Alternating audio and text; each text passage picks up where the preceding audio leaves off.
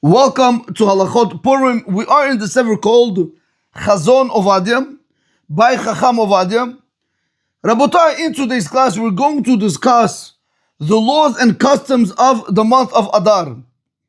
Chacham Ovadia begins.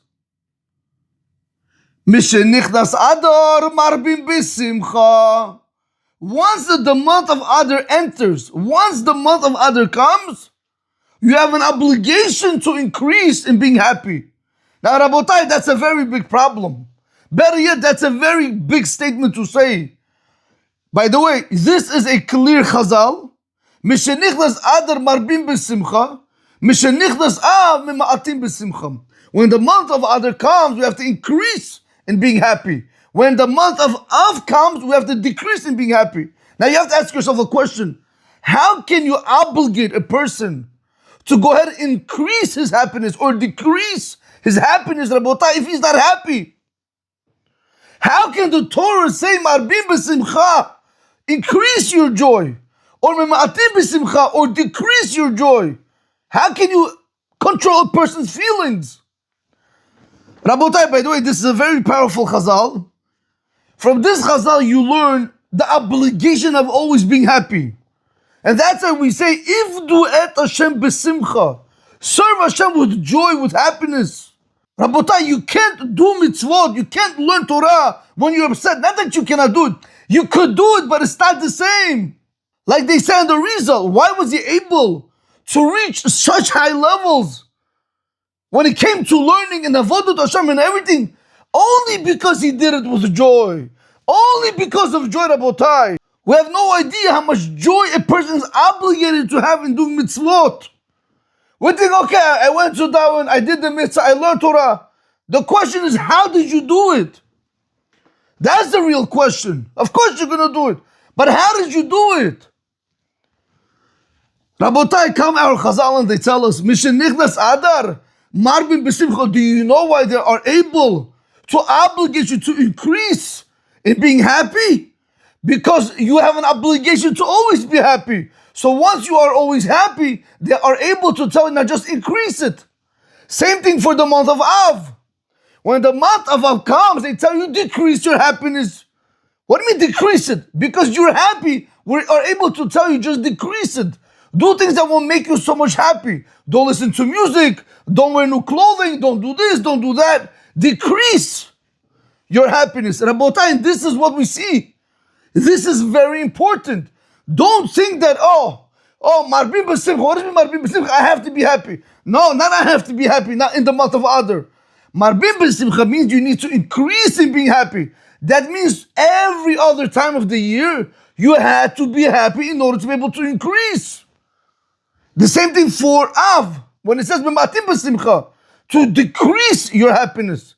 That means you had to be happy in order to decrease. I'm going to give an example. Can I tell a person to higher the fire in the stovetop if the fire is not on? Can I tell him lower the fire on the stovetop if the fire is not on? Can I tell him no? The fire first has to be on. Once the fire is on, now I'm able to tell him, turn up the fire. Once the fire is on, now I'm able to tell him, lower the fire because the fire is there. But Rabotai, if there's no fire within you to serve Hashem, do mitzvah, learn Torah, how are you going to be able to fulfill the mitzvah of increasing being happy in the month of Adar or decreasing being happy in the month of Av? You won't be able to do it because in order to be able to fulfill this commandment, you have to have that fire, you have to have that simcha in you. And that's what Chacham Ovadia is telling us. Mishenichnas Adar, marbim b'simcha. Once Adar comes, you have to increase your joy. Ukemoshen Malachis says in the pasuk, B'Megillat Esther, Ve'hachodesh asher nehepach lahem miyagon l'simcha. Clearly says, Rabotai, in the Torah, that this month, which is going to turn to you from sorrow to simcha, to happiness. Lomar, to say, Shemazal hachodesh gorem letova. Rabotai, the mazal of this month is going to cause things for the better. You see how powerful this month is.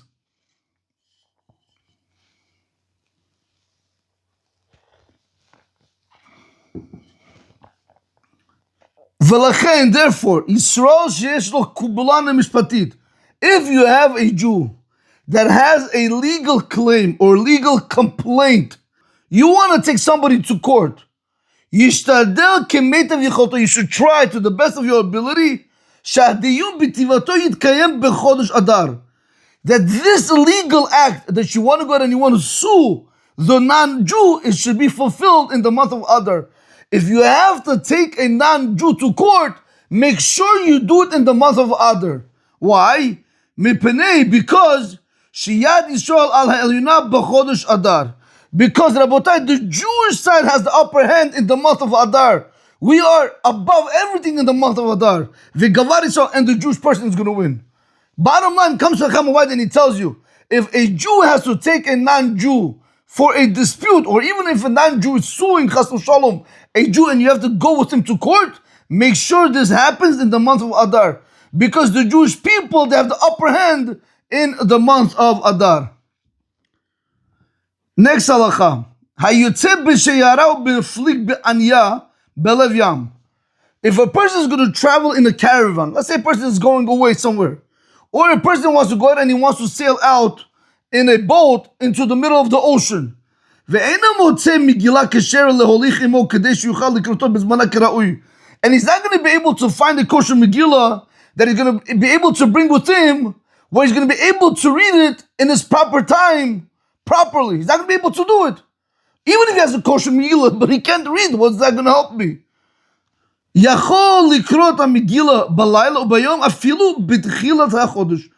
are able to read the Megillah at night and day, even in the beginning of the month of Adar.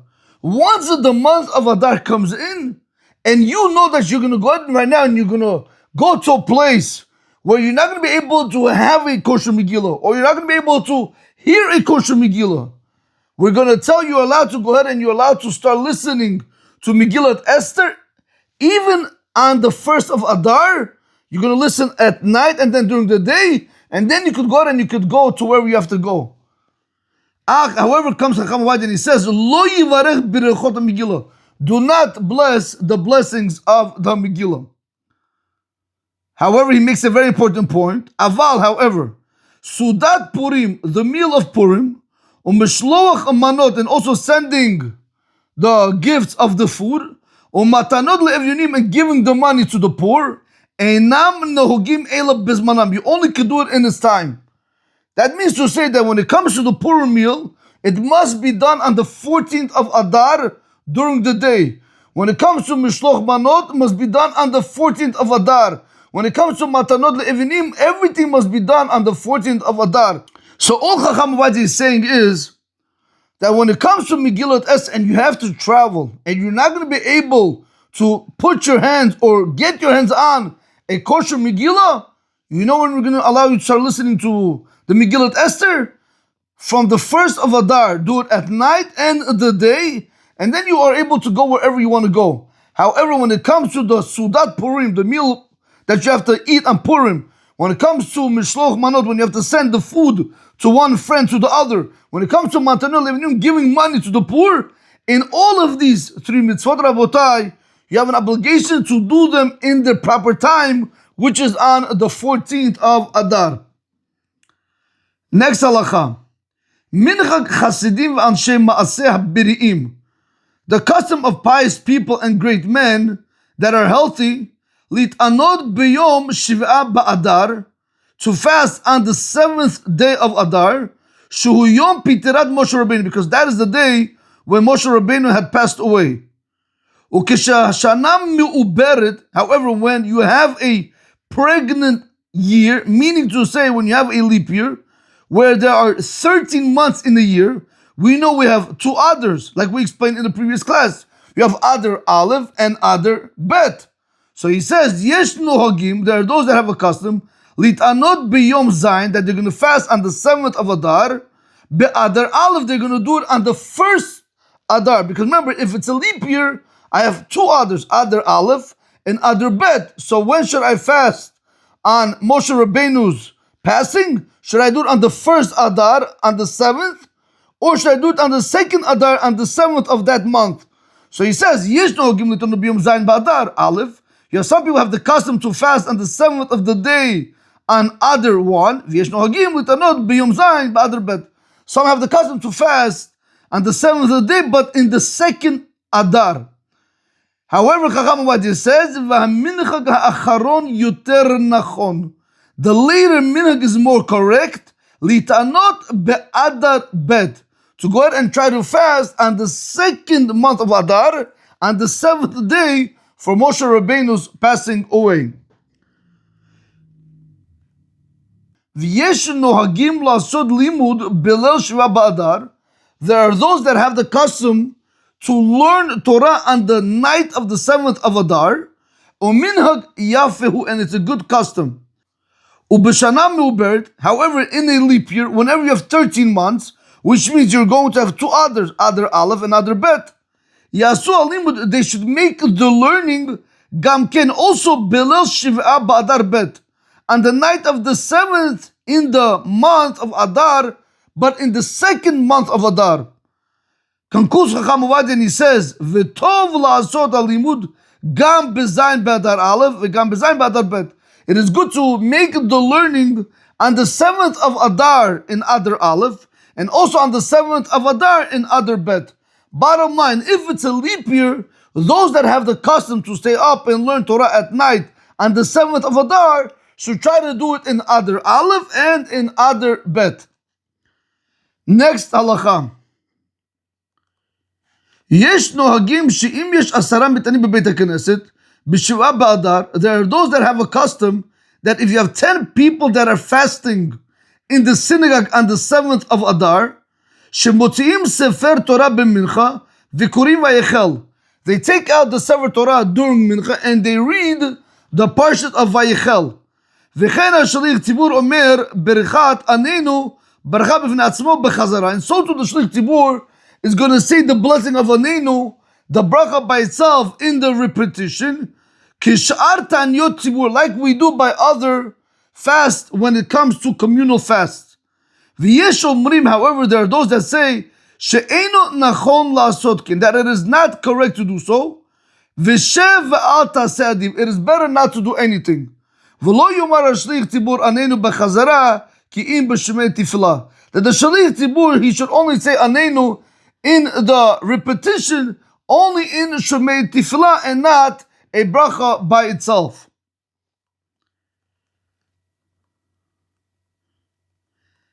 And so too, lo yitzi'u sefrei Torah b'mincha likir vaychel. So too, they should not take out a sefer Torah in mincha to read the parsha of Vayechel. V'le'inyan nitzi'ut kapayim, in regards to the Kohanim doing the blessing of the Kohanim by raising their hands, she'ev va'al taseh adiv, again, same thing. It is better that they stay back and they do nothing. Okay, Rabotai, these are the halachot. Let's just go through the summary, and with that we will conclude. So we started speaking about today in the beginning of the class regarding being happy. Laws and customs of the month of Adar. Increasing joy in Adar. Mishenichnas Adar marbim b'simcha. When the month of Adar begins, we increase in joy. This is based on the verse in Megillat Esther. The understanding is that the mazal, spiritual influence of the month of Adar, is favorable for the Jewish people. Practical application: because Adar is spiritually favorable, if a Jew has a legal dispute with a non-Jew, he should try, if possible, to schedule the court case during Adar. The reason: Yad Yisrael al ha'elyona, the Jewish side has the upper hand during this month. It is considered a time of increased divine assistance. Reading the Megillah early when traveling, case we spoke about, someone traveling with a caravan or by ship across the sea and will not have access to a kosher Megillah on Purim. What may he do? He may read the Megillah earlier in the month of Adar, even at the beginning of the month. He must read it both at night and during the day. However, he does not recite the Megillah blessings. What does not apply early? meaning which mitzvah you are not allowed to do before the 14th of Adar, the following mitzvot may only be fulfilled on their proper day, on the 14th of Adar everywhere, or the 15th of Adar in the walled cities in Yerushalayim. The Purim meal, which is called Sudat Purim. Mishloach manot, which sending food gifts. Matanot le'evinim, gifts to the poor. All these three mitzvot, Sudat Purim, Mishloach manot, and Matanot le'evinim, you're not allowed to do prior to the 14th of Adar. They cannot be performed earlier. The fast of 7 Adar, Yortzeit Moshe Rabbeinu. The background. The 7th of Adar is the day of the passing of Moshe Rabbeinu. Custom of the pious. Healthy individuals among the pious and righteous customarily fast on 7 Adar. In a leap year, which is called Sha'ana Me'uberet, like we explained, there are 13 months in the year. There are 2 Adars, Adar Aleph and Adar Bet, which means to say Adar 1 and Adar 2. Customs differ. Some fast on 7 Adar 1, some fast on 7 Adar 2. The preferred custom is to fast in Adar 2. Regarding Torah study on the night of 7th Adar, many have the custom to hold a learning session on the night of 7 Adar. This is a beautiful custom. However, in a leap year, the main observance is in Adar 2. It is also good to learn on 7 Adar 1. Ideally, learning may be done on both dates. If 7 Adar falls on a day when 10 people are fasting, what are the laws? If there are 10 people fasting in a synagogue on 7 Adar, some have the custom to take out the Sefer Torah at Mincha, to read Vayechel, the Torah reading for public fast days. The Chazan recites Aneinu as a separate blessing in the repetition, like regular communal fasts. However, there is an opposing view that says this is incorrect. The preferred ruling, Shev al taseh adiv. It is better to refrain. Therefore, the Chazan should not say Aneinu as a separate blessing in Chazar Toshatz. Instead, he should include Aneinu within Shomeya Tefillah. A Sefer Torah should not be taken out for Mincha. Regarding Birkat HaKohanim, which is the priestly blessings, better to also refrain from that. Rabotai, have a great day. Baruch Adonai L'olam. Amen ve'amen.